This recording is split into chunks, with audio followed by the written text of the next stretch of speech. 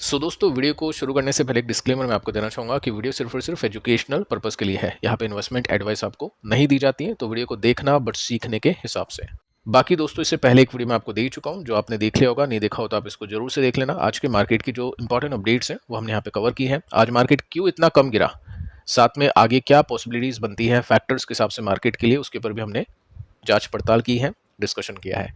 साथ में HDB financial का जीएमपी बहुत ज़्यादा क्रैश हो चुका है, उसके ऊपर बातचीत है कि क्या लिस्टिंग में इन्वेस्टर्स को कुछ मिलेगा या नहीं मिलेगा, आगे चल के क्या पॉसिबिलिटीज़ बन सकती है, कंपनी की वैल्यूएशन, कंपनी के प्रॉफिट की ग्रोथ, फंडामेंटल्स कैसे हैं, उसके ऊपर भी यहाँ पे बातचीत की है। अब दोस्तों सीखते हैं कुछ ऐसी कंपनीज से जिनके स्टॉक्स में आज के दिन इन्वेस्टर्स ने काफ़ी बड़ी बाइंग की है। कुछ न्यूज़ है वो भी मैं आपको बताऊंगा, साथ में हम ये सीखने की कोशिश करेंगे कि ये जो तेजी है वो क्यों बनी है, क्या इसके पीछे का रीज़न कुछ शॉर्ट टर्म इम्पैक्ट है, कुछ न्यूज़ है या नंबर्स हैं या फंडामेंटल्स है, उसको देखते हैं। क्योंकि देखिए, इन्वेस्टर्स का जो फोकस है ना वो होता है कंपनीज के डिस्काउंट के ऊपर। अब वो वैल्यूएशन के हिसाब से डिस्काउंट हो या प्राइस के हिसाब से डिस्काउंट हो। प्राइस गिरेगा तो ऑब्वियस है वैल्यूएशन भी गिरती है काफ़ी सारी कंपनीज की। तो इन्वेस्टर देखता है ऐसी कंपनीज को जिनके स्टॉक्स क्रैश हुए हैं, डेफिनेटली वो देखेगा। लेकिन उससे ज़्यादा फोकस इन्वेस्टर्स का उन कंपनीज के ऊपर होता है जो कंपनीज के स्टॉक क्रैश हो चुके हैं लेकिन अभी ऊपर जा रहे हैं या ऊपर जाने की कोशिश कर रहे हैं। तो वो देखेगा कि क्या स्ट्रॉन्ग रिवर्सल है या नहीं है। साथ में उसको देखेगा कि वैल्यूएशन कंफर्टेबल है या नहीं है। वो देखेगा कि नंबर्स या अर्निंग्स या कुछ ऐसी ग्रोथ का रीज़न है क्या जो कंपनी के फंडामेंटल्स को अच्छा कर देगा। तो ये सारी जो तेजी होती है उनको देखा जाता है। कुछ न्यूज़ बेसिस की तेजी होती है ओनली, तो वापस से स्टॉक गिरना शुरू कर देते हैं। जब तक न्यूज़ मार्केट में होती है स्टॉक संभलेगा नहीं तो वापस से गिरना शुरू कर देगा।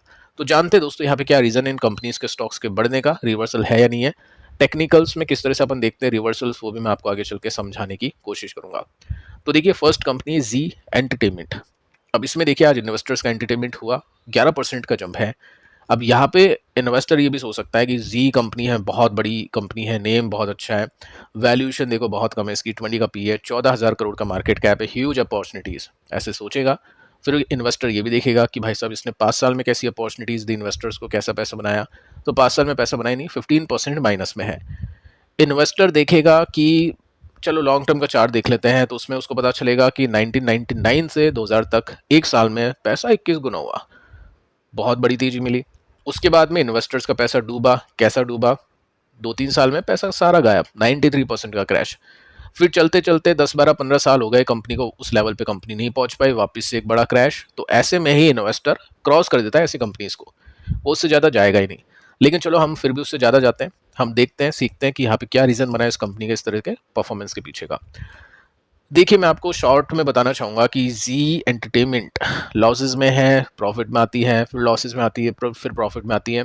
छोटी मोटी कंपनीज को एक्वायर भी करती रहती है, फिर उसमें लॉसेस हो जाते हैं। तो ये सब चीज़ें कंपनी के स्टॉक प्राइस को इम्पैक्ट करते हैं।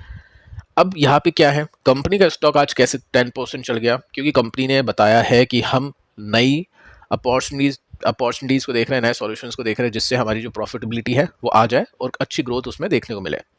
साथ में दोस्तों आप ये देख सकते हैं कि Z5 इसका एक प्रोडक्ट है, वो आगे चल के ब्रेक इवन हो जाएगा, यानी लॉस भी नहीं होगा, प्रॉफिट भी नहीं होगा फाइनेंशियल ईयर 26 में।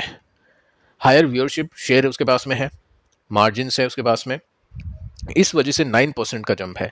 अब इन्वेस्टर सोचेगा कि ऐसा होगा नहीं होगा, बहुत सारे कॉम्प्लिकेशंस होते हैं, तो जिसको पढ़ना है इन कॉम्प्लिकेशंस में वो देखता है ऐसी कंपनीज को। जिनको नहीं पढ़ना है, मार्केट के अंदर काफ़ी सारी कंपनीज हैं, उनके अंदर वो अपॉर्चुनिटीज़ देखता है, क्योंकि एक ऐसी कंपनी है जो खराब है, उसको इन्वेस्टर सोचेगा कि वो अच्छी हो जाए। या एक ऐसी कंपनी जो ऑलरेडी अच्छी है, उसमें टेम्परेरी फॉल है मार्केट की वजह से, उसको इन्वेस्टर सोचेगा कि ये कंपनी पहले भी अच्छी है, अभी भी अच्छी हो, तो अपॉर्चुनिटी इस कंपनी में ज़्यादा होती है। काफ़ी सारी कंपनीज हैं जो अभी तक नहीं चल पाई क्रैश होने के बाद में। द ग्रेट यस बैंक है, साथ में द ग्रेट वकरांगी है। ये सारी कंपनीज के स्टॉक 80-90% नीचे हैं ऑल टाइम हाई से, और रिकवरी को 10-12 साल हो चुके हैं, नहीं हो रही कुछ भी रिकवरी। तो ये चीज़ आपको थोड़ी सी सीखनी है। अब देखिए, नेक्स्ट कंपनी है गार्डन रीच। इसमें इन्वेस्टर्स का दिल गार्डन गार्डन हो गया होगा, 6% की तेजी आज इसमें बनी है। और इसमें देखो वैल्यूएशन कितनी है, 76 की वैल्यूएशन है। तो हाई पी तो चल रहा है, लो पी नहीं चल रहा है। ऐसा क्यों? क्योंकि हाई वैल्यूएशन दे रखी मार्केट ने, ये सोचते हुए कंपनी के नंबर्स अच्छे हैं और आगे भी कंपनी के नंबर्स अच्छे आ सकते हैं। अब यहाँ पे देखिए, पैसा बना है इन्वेस्टर्स का एक साल में 100%। एक बड़ी यहाँ पे स्विंग अपॉर्चुनिटी इन्वेस्टर्स के हाथ में लगी थी। और आज की डेट में भी आप देखोगे ना, तो स्टॉक का ट्रेंड टूटा नहीं है, अभी भी स्टॉक बहुत अच्छा परफॉर्म करता हुआ देखने को मिल रहा है। पिछले 5 साल का डेटा तो नहीं है, जब से लिस्ट हुआ है तब से 1500% के रिटर्न इसने दिए हैं। रीजन क्या है, देखिए बाकी कंपनीज के नेम्स भी आप देख सकते हैं, उन कंपनीज के ऊपर बात नहीं होगी, तो यहीं पे देख लो। मचटॉक है, जीआरएसी है, भारत डायनेमिक्स है, एचएल है, डिफेंस कंपनीज है, पारस डिफेंस भी है, इसमें इंक्लूड कर लेना। स्टॉक चले हैं ईरान और इसराइल के बीच में जो टेंशन है उसकी वजह से, तो जैसे जैसे टेंशन बढ़ेगी वैसे ही स्टॉक आउट परफॉर्म करेंगे। ऑपरेशन सिंदूर हुआ था, उसमें भी इन्वेस्टर्स की काफ़ी कमाई हुई थी डिफेंस कंपनी के स्टॉक्स में, और अभी इसराइल ईरान ईरान के बीच में जो टेंशन चल रही है उसकी वजह से भी डिफेंस कंपनीज के स्टॉक अच्छा परफॉर्म कर रहे हैं। लेकिन दोस्तों इन्वेस्टर अपने रिस्क को, ऐसा नहीं है कि सारी डिफेंस कंपनी इन्वेस्टर्स ने अपने पोर्टफोलियो में रखी हो, तो बेवकूफ़ी होगी। ऐसा कोई फंड आप देखोगे नहीं मिलेगा, ऐसा कोई इन्वेस्टर आपको नहीं मिलेगा। तो इन्वेस्टर क्या करते हैं, ऐसी जो भी कंपनीज होती है, जो ट्रेंड वाली कंपनीज होती है, उसमें लेते हैं रिस्क, बट कैलकुलेशन के साथ में बहुत बड़ा रिस्क वहाँ पे नहीं लिया जाता है कि मैक्सिमम दे दिया पोर्टफोलियो का 10 to 15%। ऐसा नहीं है कि 50% दे दिया, आप मोर देन 50% दे दिया, क्योंकि यहाँ पे आप देखोगे ना तो वैल्यूएशन सपोर्टिव नहीं है। 63 का पी है। अब जैसे जैसे न्यूज़ आएगी वैसे वैसे मार्केट को पता तो नहीं ना इनके नंबर अच्छे आ रहे हैं, इनके पास में ऑर्डर आ सकता है। मार्केट तो बस एंटिसिपेट कर रहा है, एक्सपेक्ट कर रहा है कि आएगा ऑर्डर, इतने विस्फोट हो रहे हैं, धमाके हो रहे हैं, तो रिक्वायरमेंट पड़ेगी, ऑर्डर्स मिलेगी इंडियन कंपनीज को, क्योंकि अपनी जो मिसाइल्स थी काफ़ी अटैक कर चुकी थी पाकिस्तान को, यहाँ पे डिफेंस सिस्टम ने भी काफ़ी हेल्प की थी, तो इंडिया से भी काफ़ी अच्छा एक्सपोर्ट हो सकता है। ये जस्ट उम्मीद है, अभी ऐसा हुआ नहीं है। अब ऐसा होगा नहीं होगा वो तो आपको क्वार्टरली नंबर्स में पता चलेगा। तो अभी इन्वेस्टर जस्ट एक्सपेक्टेशंस को राइड कर रहा है और उसी के हिसाब से प्ले कर रहा है, क्योंकि वैल्यूएशन अगर आप देखोगे तो पिछले 5 साल में हाई पे है। देखो लो कितना था, 20 तक का था, ये 64 हो गया। इमेजिन कर सकते हैं कितना बड़ा जंप है। 2 साल का लो था 38 का, वैल्यूएशन का 64 हो चुका है, तो काफ़ी बड़ी तेजी है। ऑल टाइम हाई पर आई थिंक इसकी वैल्यूएशन अभी चल रही होगी, तो वो थोड़ा सा रिस्क है, लेकिन जहाँ पे रिस्क है वहाँ पे रिवॉर्ड भी है, ठीक है। तो वो सब चीज़ें आपको देखनी है। पॉलीकैब आज चमका, ये भी यहाँ पे 4% की तेजी बनी इन्वेस्टर्स के लिए, और इसमें क्या रीज़न है उसके पीछे का देखते हैं। वैल्यूएशन तो देखो कंफर्टेबल है, पहले एक टाइम पर 50 के ऊपर चला गया था इसकी पी, क्योंकि वैल्यूएशन एक्सपैंड हुई थी अच्छी अर्निंग्स अच्छी ग्रोथ की वजह से। लेकिन जैसे ही एक बड़े प्लेयर ने यहाँ पे एंट्री करने की ठानी, स्टॉक नीचे आ गया। लेकिन साथ में आपको ये भी ध्यान रखना है कि 2-3 साल तक वो प्लेयर कुछ नहीं करेगा। 2-3 साल की जो स्टोरी है वो पॉलीकैब की, ये ऐसी कंपनीज के हाथ में है। आगे क्या होगा पता चलेगा, लेकिन अभी क्या हो रहा है उसके हिसाब से स्टॉक परफॉर्म कर रहा है। अब देखिए पिछले 5 साल में 7-8 गुना पैसा बन गया। यहाँ पे रिकवरी आप इसमें नोट कर सकते हैं। टेक्निकल्स में भी अगर हम देखें तो होता क्या है, पिछला जो सपोर्ट होता है वो रेसिस्टेंस बन जाता है, तो अभी स्टॉक इसी लेवल पे है। रिकवरी इसने काफ़ी अच्छी दी है, देखते हैं यहाँ से इसको क्रॉस कर पाता है या फिर नहीं। रीज़न क्या है दोस्तों स्टॉक के चलने के पीछे का, रीज़न आप देख सकते हैं कि जेफरीज ने इसके लिए अच्छी कॉल दी है। अब टिकाऊ तेजी होगी नहीं होगी वो नंबर्स को देख के पता चलेगा। नंबर्स अगर जेफरीज के हिसाब से आते हैं बहुत अच्छी बात है, नहीं आते हैं तो स्टॉक अभी रेसिस्टेंस पे है, क्या पता जेफरीज ही बेच रहा हो, कुछ नहीं पता है। लेकिन ऐसी चीज़ें होती है, कभी कभी कॉल दी जाती है बाय की और वो प्लेयर बेच जाता है। बड़े इन्वेस्टर्स इंस्टीट्यूशनल इन्वेस्टर्स ऐसा नॉर्मली करते हुए देखने को मिले हैं, हमने काफ़ी सारे डेटा पॉइंट्स ऐसे डिस्कस किए हैं। अब देखिए ये जेफरीज बोल रहा है कि पॉलीकैब के अंदर 20% और अपसाइड आ सकती है। अब इसको तो नहीं देखेगा इन्वेस्टर की 20% अपसाइड आएगी तो ले लो, वो तो बहुत बड़ी बेवकूफ़ी होगी। इनके ऊपर डिपेंड हो गया तो फिर तो काम खराब है। लेकिन हाँ इनकी रिसर्च देख सकता है, क्योंकि वो डेटा ड्रिवन होती है, डेटा वो फैक्ट होता है, जेन्युइन डेटा होता है, उसको देखने के लिए अपन ऐसी रिपोर्ट्स को पढ़ते हैं। अब देखिए यहाँ पे मेंशन कर रखा है कि इस फाइनेंशियल ईयर में जो कि 2025, इसमें कंपनी ने विटनेस किया है फर्दर 1% मार्केट शेयर गेन। ये देखिए यहाँ पे आपको दिखाई देगा, अच्छी न्यूज़ है। अभी तक बड़े प्लेयर ने काम धंधा फुल फ्लेज शुरू नहीं किया है, तो 1% का मार्केट शेयर इसने गेन कर लिया है। अब कितना टूटेगा वो आगे चल के पता चलेगा, क्योंकि एशियन पेंट्स जिसके पास में देखिए ज़्यादा मार्केट शेयर होता है उसके पास खोने के लिए बहुत कुछ होता है। एशियन पेंट्स के साथ भी वैसे ही चल रहा है, आगे चल के देखते हैं उसको भी। तो यहाँ पे अभी तक ऐसा हुआ नहीं है, तो 1% मार्केट इसने गेन कर लिया है। अब देखिए कितनी टक्कर देगा, एशियन पेंट बनेगा या फिर टक्कर देके आगे चलेगा। सेकंड आप देखो कि जो सेक्टर ग्रो कर रहा है अच्छे से, पेंट सेक्टर अगर 5% के साथ में ग्रो कर रहा है तो ये 8-10% के साथ में ग्रो कर रहा है। तो जो सेक्टर ज़्यादा ग्रो करेगा उसके पास में अपॉर्चुनिटीज़ भी ज़्यादा होती है। अब देखिए वायर एंड केबल के सेगमेंट के अंदर 26-27 है 18% के कंपैरिजन में, जो कि 2020 में था। तो बहुत ह्यूज यहाँ पे जंप देखने को मिला है। टाइमली कंपनी कैपेक्स करती जा रही है, 28 करोड़ का यहाँ पे पिछले 5 साल में कैपेक्स किया है, उसके हिसाब से इसकी ग्रोथ रेट बहुत अच्छी हो गई है। सेल्स की 26% की CAGR है। साथ में दोस्तों आप देखोगे ना FMEG सेगमेंट जो इसने एंट्री की थी इस सेगमेंट के अंदर जिसमें हैवल्स भी है, वो अब 10% पॉलीकैब की सेल्स का पार्ट बन चुका है। 10% सेल्स का पार्ट बन चुका है, तो बहुत बड़ी बात है। अब देखते हैं इसको ये एक्सपेंड करते हैं या फिर नहीं।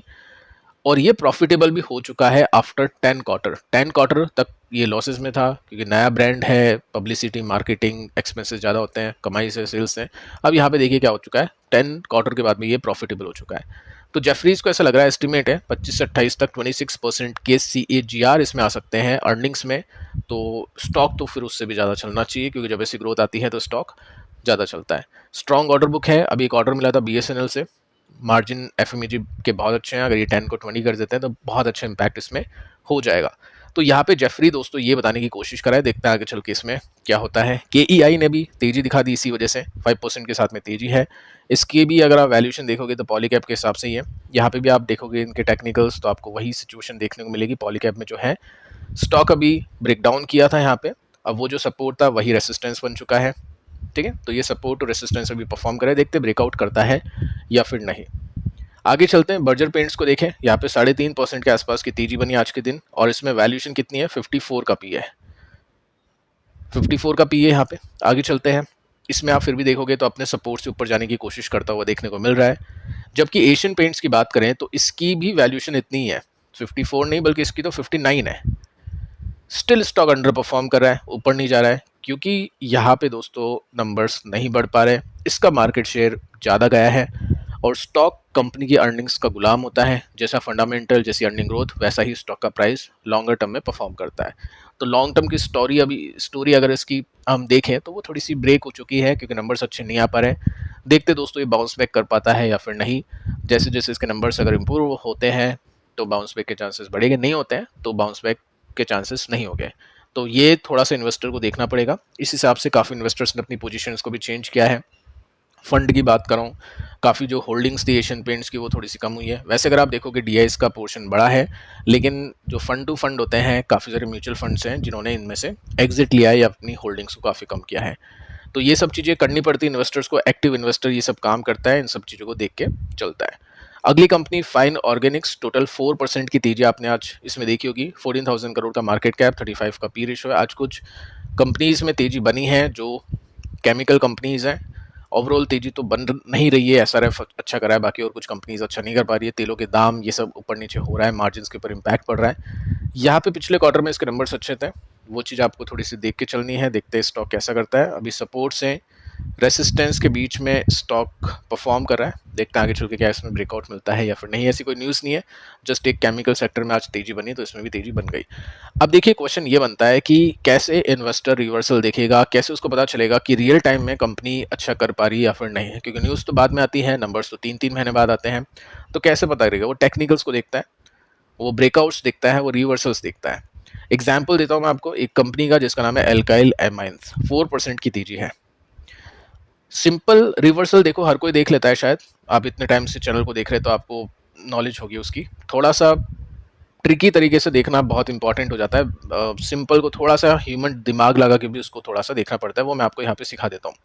देखो 11,000 करोड़ का मार्केट कैप, 60 का पी रेशो है। हम यहाँ पे देखें तो स्टॉक ने बहुत अच्छी तेजी दिखाई है, ये रिकवरी है, ये स्विंग अभी चल रहा है, इसमें गैप इसमें बाकी है। ठीक है, ये सब चीज़ें आप नोट कर सकते हैं। पैटर्न अगर मैं आपको लॉन्ग टर्म का दिखाऊं तो ये डाउन ट्रेंड के अंदर है, लोअर बॉटम लोअर हाई के साथ में स्टॉक नीचे गिरा है। तो इन्वेस्टर यहाँ पे मैक्सिमम टाइम, जो बिगिनर होगा, जो सिंपल रेखा को ड्रॉ करके देखता है कि रिवर्सल हो चुका है नहीं हो चुका है, वो ज़्यादातर इसमें गलत गया होगा। कैसे गया होगा मैं आपको दिखाता हूँ। ये आप देख सकते हैं, ट्रेंड लाइन सिंपल सी ड्रॉ करी यहाँ पे, ठीक है। उसके अंदर आप देखोगे ना तो यहाँ पे आपको, चलो इसको इस पॉइंट पे मान लेना, थोड़ी सी नीचे हो गई, लेकिन स्टिल आप देखोगे तो सिखाने के हिसाब से बता रहा हूँ, यहाँ पे क्या आपको दिखा, ब्रेकआउट, यानी स्टॉक क्या हो चुका है, रिवर्स हो चुका है। अब क्या पता रिवर्स हुआ है या नहीं हुआ है, क्यों? क्योंकि वैसे अगर आप देखोगे ना तो इस ट्रेंड लाइन को स्टॉक ने ब्रेक कर दिया है, तो ब्रेक करने का मतलब तो रिवर्सल है। लेकिन क्या इसने पहले भी ऐसा किया है? डेफिनेटली आप इसमें यहाँ पे नोट कर सकते हैं, इसने यहाँ पे भी ब्रेक किया था। तो क्या ब्रेक करने के बाद में स्टॉक इस तरह से ट्रेंड में आ गया? नहीं आया, बल्कि वापस ये तो अपने सपोर्ट को भी तोड़ के नीचे चला गया। तो क्या गारंटी है कि ये जो ब्रेकआउट है ये भी सस्टेन करेगा? ऐसे में हम क्या कर सकते हैं, हम पास्ट के ट्रेंड को देख सकते हैं। जैसे अगर आप यहाँ पे देखोगे तो पहले भी ऐसा ट्रेंड देखने को मिला है जिसमें इस बेस के हिसाब से स्टॉक ने ब्रेकआउट कर दिया लेकिन उसके बाद में गिर गया। उससे पहले भी अगर आप देखोगे ना, खुद से लाइन को ड्रॉ करके देखोगे तो ये चीज़ भी आपको यहाँ पे ब्रेकआउट बता रही है बट स्टॉक नीचे चला गया। अगर आप इसको बेस मान के देखोगे तो यहाँ पे भी आपको ब्रेकआउट बता रहा है, स्टॉक नीचे चला गया। तो ऐसी जब भी सिचुएशन होती है, ऐसे जब भी पैटर्न्स बनते हैं, तो इन्वेस्टर को डबल श्योरिटी चाहिए होती है। वो क्या करते हैं, वो पैटर्न को देखते हैं। जैसे आप इसको सिंपल से पैटर्न को देखो, डिसेंडिंग ट्रेंड लाइन का ब्रेकआउट ही कर रहा है, रिवर्सल कर रहा है, लेकिन इसने अभी तक अपने पिछले हाई को नहीं तोड़ा है, उससे ही नीचे गिरता जा रहा है। ठीक है, उसको तोड़ नहीं पाया। तो इन्वेस्टर अब क्या करेगा, वो ये ट्रेंड लाइन ना देख के वो ये देखेगा कि पिछला हाई, जैसे ये पिछला हाई है, ये टूटना चाहिए, ये पिछला हाई है, ये टूटना चाहिए, नहीं टूटा, ये पिछला हाई है, ये टूटना चाहिए था, ये टूटना चाहिए था, नहीं टूटा। तो रियल में जब उसको दिखेगा कि यहाँ पे रिवर्सल है, तो अब उसका काम हो चुका है इस हाई को देखना, इस हाई को टूटता हुआ देखना अच्छे वॉल्यूम के साथ में, तब जाके वो मानेगा कि हाँ रियल में इसमें रिवर्सल हुआ है। तो इस तरह से आपको थोड़ा सा टेक्निकल्स को देखना होता है। जैसे अगर मैं आपको बताने की कोशिश करूं तो आप देखोगे तो जब तक ये लेवल ब्रेक नहीं होगा, जब तक रिवर्सल नहीं मानेंगे। ऊपर वाली लाइन मैंने जस्ट आपको ऐसे ही समझाने के हिसाब से बना दिया, लेकिन अभी इन्वेस्टर का फोकस इस पर है। तो टेक्निकल्स को कभी भी ऐसे सिंपल तरीके से मत देखो कि जो रूल है कि ये लाइन ड्रॉ कर दी, इतनी ईजी होता है, इतना आसान होता है कि लाइन ड्रॉ करके पैसे बनाना। तो बहुत हर कोई पैसा बना रहा होता अभी के समय, बट थोड़ा सा दिमाग यहाँ पे चलाना होता है, सिचुएशन देखनी होती है, कंपनी की फंडामेंटल टेक्निकल, उसको कंबाइन करके ही कुछ ना कुछ निष्कर्ष पे पहुंचना होता है। काफ़ी इन्वेस्टर क्या करते हैं, गलती करते हैं कि रिवर्सल हो गया चलो ले लेते हैं। वो थोड़ा सा वेट करे तो पिक्चर समझ में आए, हो सकता है थोड़ा नुकसान हो जाएगा, इन्वेस्टर को थोड़ा सा महंगा लेना पड़ेगा, लेकिन एक बार डायरेक्शन क्लियर हो गया ना तो पैसा बनता है। वो कम बनेगा ज़्यादा बनेगा वो पता नहीं है, लेकिन हाँ डायरेक्शन जब क्लियर होता है तो उस बैट को होल्ड करने में भी आसानी होती है, और आसानी से होल्ड कर पाएगी कुछ तो पैसा भी आसानी से बन पाएगा। पिछले वीडियो को दोस्तों आप देख लेना। फिलहाल इस वीडियो में इतना ही, मिलते हैं नेक्स्ट वीडियो में, तब तक के लिए बाय बाय।